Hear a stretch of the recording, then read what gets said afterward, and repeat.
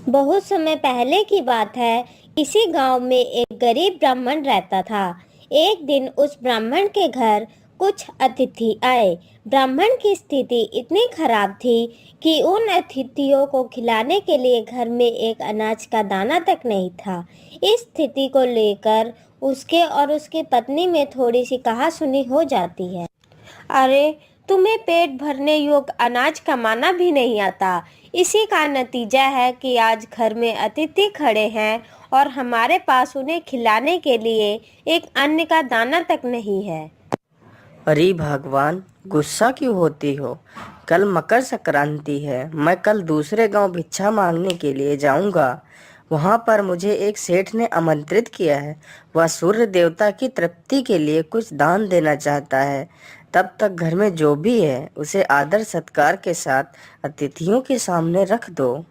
ब्राह्मण की यह बात सुन उसकी पत्नी और भी गुस्सा हो गई और बोली, तुम्हारी पत्नी होकर मैंने कभी सुख नहीं भोगा, ना ही कभी खाने को मेवा मिष्ठान मिला, ना ही ढंग के वस्त्र और आभूषण मिले, और आज तुम कह रहे हो कि घर में जो पड़ा है वो अतिथियों के समक्ष रख दो। अरे, जब कुछ है ही नहीं तो उनके समक्ष क्या रख दूं? पड़े हैं तो 4 मुट्ठी तिल, तो क्या अतिथियों के सामने सूखे तिल रख दूं? ऐसा करना अच्छा रहेगा? अरे भगवान, तुम उन्हीं तिलों को अच्छे से साफ करके उन्हीं को पका कर अतिथियों के सामने रख दो। इच्छा के अनुसार किसी भी मनुष्य को धन की प्राप्ति नहीं होती।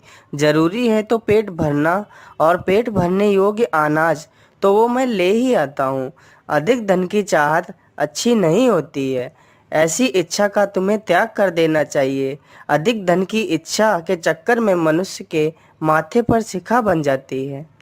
माथे पर शिखा वाली बात सुन उसकी पत्नी बड़े ही आश्चर्य के साथ ब्राह्मण से पूछती है, अधिक धन की इच्छा में माथे पर शिखा हो जाती है?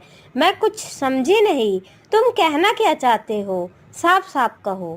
ब्राह्मण अपनी पत्नी की जिज्ञासा को शांत करने के लिए एक शिकारी और गीदड़ की एक कहानी सुनाता है। जरा ध्यान से सुनना भगवान। इसी कहानी में तुम्हारे सारे सवालों का जवाब है। एक दिन की बात है। एक शिकारी जंगल में शिकार खोज रहा था। जंगल में कुछ दूर आगे बढ़ने के बाद उसे एक काले रंग का जंगली सुअर दिखाई देता है। सुअर को देखते ही शिकारी अपना धनुष उठा लेता है और कमान खींचते हुए सुअर पर निशाना लगा देता है। कमान से निकला हुआ तीर तीव्र गति से जाकर सुअर को घायल कर देता है। घायल होने पर सुअर चिल्लाता है और शिकारी पर पलटवार कर देता है। सुअर के नुकीले दांतों ने शिकारी के पेट को फाड़ दिया, जिससे शिकारी की मृत्यु हो जाती है और कुछ क्षण बाद सुअर की भी मृत्यु हो जाती है। इसी बीच खाने की तलाश में भटकता हुआ एक गीदड़ वहां आ जाता है, जहां शिकारी और सुअर दोनों के शव पड़े हुए थे। बिना मेहनत किए इतना सारा भोजन देख गीदड़ मन ही मन बहुत ही खुश हुआ और उसने मन ही मन सोचा, अरे वाह, क्या बात है! आज तो इतना सारा भोजन मुझे बिना मेहनत किए ही मिल गया। आज तो ईश्वर की मुझ पर बड़ी कृपा हो गई। एक साथ मुझे इतना सारा भोजन मिल गया। आज तो मैं इसे पेट भर खाऊंगा। अरे नहीं नहीं, मैं इस भोजन को धीरे धीरे और आराम से खाऊंगा, ताकि यह भोजन लंबे समय तक चल सके। इस तरह मैं इस भोजन के साथ लंबे समय तक अपनी भूख को शांत रख पाऊंगा। इन सभी बातों को सोचकर गीदड़ सबसे पहले छोटी छोटी चीजों को खाना शुरू करता है। तभी गीदड़ सूअर के शरीर में लगे तीर को चबाने लगता है। तीर अधिक पैना होने के कारण गीदड़ के मुंह को फाड़ देता है और उसके सिर के ऊपर निकल जाता है, जो कि मानो ऐसा लग रहा था जैसे कि गीदड़ के सिर पर शिखा आ गई हो। फिर कुछ देर बाद गीदड़ की भी मृत्यु हो जाती है। सुन लिया ना भगवान, लालच का क्या नतीजा होता है। इसीलिए मैं कहता हूँ कि लालच करना अच्छी बात नहीं होती है, और ज़्यादा लालच करने वाले लोगों के माथे पर शिखा निकल आती है। ठीक है जी, तो घर में जो तिल है मैं उन्हें ही पकाकर अतिथियों को खिला देती हूँ। पत्नी की यह बात सुनकर ब्राह्मण संतुष्ट हो जाता है और भिक्षा मांगने के लिए निकल जाता है। वहीं ब्राह्मणी भी घर में पड़े तिल को धूप में सुखाने के लिए फैला देती है। तभी वहां पर एक गाय आ जाती है और सूख रहे तिलों को खा जाती है। तो वह और भी परेशान हो जाती है। फिर वह भगवान से प्रार्थना करने लगती है, हे भगवान, अब मैं अतिथियों को क्या खिलाऊंगी? भगवान मेरी मदद करो।